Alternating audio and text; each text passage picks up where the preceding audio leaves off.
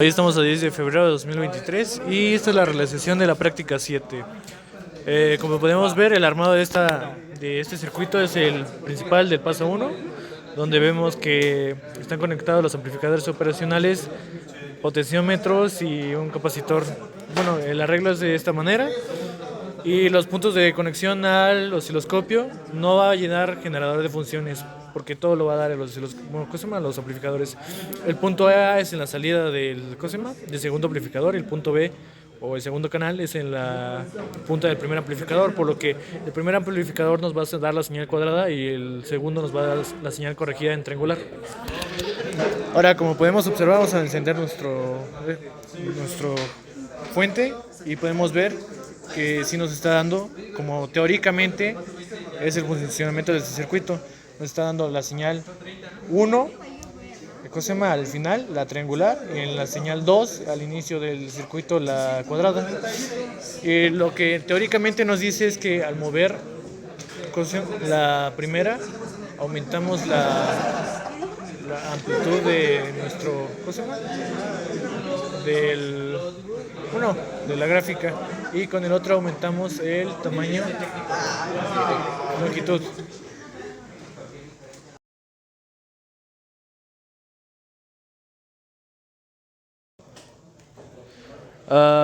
Primero voy a poner el potenciómetro a la capacidad de 10 kiloohms, como indica en la tabla. Ahora bien,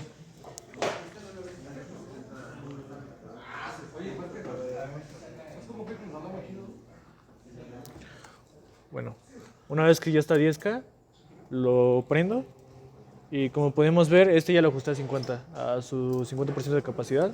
Ya le di el mesur y tanto en el canal 1 como en el canal 2 están a pico a pico. Ahí se puede ver. En 10, el voltaje es de 8.60. En el canal 1 y en el canal 2, el pico es de 28.6. ¿Sí,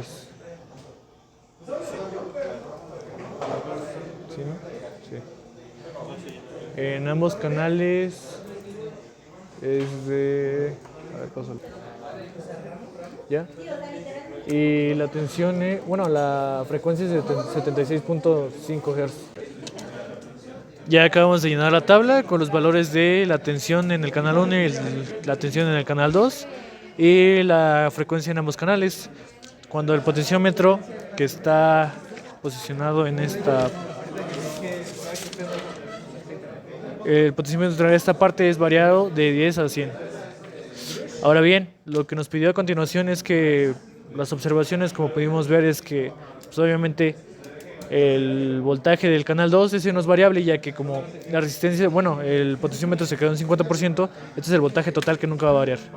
Este voltaje es el que sí estuvo variando con el tiempo, con la modificación de la resistencia, y podemos observar un incremento notorio, poco notorio al principio, con una escalación de 10 o 20 Hz al principio, pero conforme iba incrementando de mayor forma. Por ejemplo, aquí de 140 y 169 aumentó unos 30, aquí otros 30, aquí aumentó casi 80, aquí aumentó casi el doble y aquí volvió a aumentar bastante, llegando a una frecuencia total de 759, con un inicial de 76.5.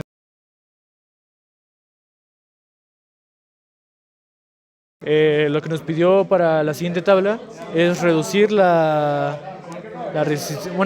resistencia del capacitor que está conectado en esta posición a 10. O sea, de 100 está en 10, en 10 ohms. Ya lo conecté, si ya no lo puedo medir. Lo puedo medir, pero ya está. Ahora bien, nos está pidiendo que lleguemos a la siguiente tabla. Ya no nos pide el voltaje, únicamente nos pide la frecuencia de variación. Como pueden ver, aquí ya coloqué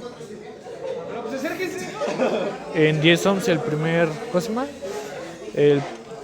para llenar la primera parte de la tabla. Y como pueden ver, la frecuencia resultante aquí en este caso es de 72.12. Ahora bien, la explicación de cómo funciona esto, como ya expliqué en la anterior, es cambio de longitud Y en este caso, al tener la resistencia de 10, ¿cómo se llama? Que está en serie con la de 100K, en 10%, cuando modificamos esta resistencia, lo que tenemos es una variación en la amplitud de onda de nuestra osciloscopio, ya que como vemos a un inicio, por ejemplo en 72, la amplitud era muy pequeña. Conforme va subiendo, esta se va aumentando y va saturando, por así decirlo, un poco el osciloscopio hasta el punto donde está en 100%, el osciloscopio se ve demasiado saturado.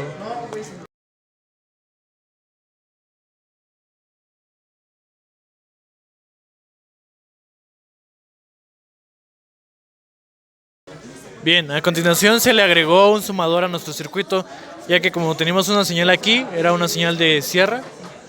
Esta señal de sierra, como sabemos en el principio del sumador, el sumador lo que hace es que suma todas las entradas que tiene para tener la resultante, conforme a los cálculos, en una salida. Lo que tenemos aquí es un potenciómetro, el cual en condiciones iniciales a cero no suma nada y por lo tanto la señal de salida es la misma. Por ejemplo, aquí tengo en cero el potenciómetro de 10K y estos están en 50 como me especificó la práctica, que me dijo que redujera los dos potenciómetros iniciales a 50 de su capacidad en ambos sentidos. Y por lo que podemos ver es la resultante está así, de esta forma. Ahora bien, a continuación les pondremos videos de cómo se ve cuando está a 25, 50, 75 y 100% de nuestra capacidad de este potenciómetro. Pero ahora la explicación es que conforme van asumiendo este potenciómetro, se va modificando la suma y conforme los cálculos, lo que, en este caso pasa es que el punto de sierra se va achicando o va decreciendo su amplitud hasta el punto de llegar a un corte en el cual pues perdemos entre comillas la señal. Aquí el potenciómetro de 10K está en 0%. Aquí el potenciómetro está a 25% de su capacidad. Aquí el potenciómetro está al 50% de su capacidad. Aquí el potenciómetro está al 75% de su capacidad. Aquí el potenciómetro está al 100% de su capacidad, cortando la señal. Manteniendo la señal en cero.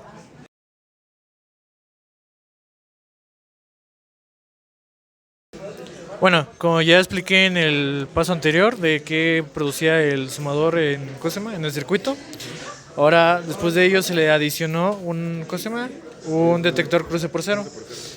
Ahora, como podemos observar, el cruce por cero únicamente lo que nos provoca es que al momento de mover mi potenciómetro de 10K, vemos que transformó la señal de una triangular a una cuadrada, y la cual podemos observar que empieza del punto negativo cuando empiezo a aumentar de 0 a 10 el potenciómetro, empieza en la posición negativa y se va cerrando, cambiando su posición a positivo y cerrando otra vez cerrando.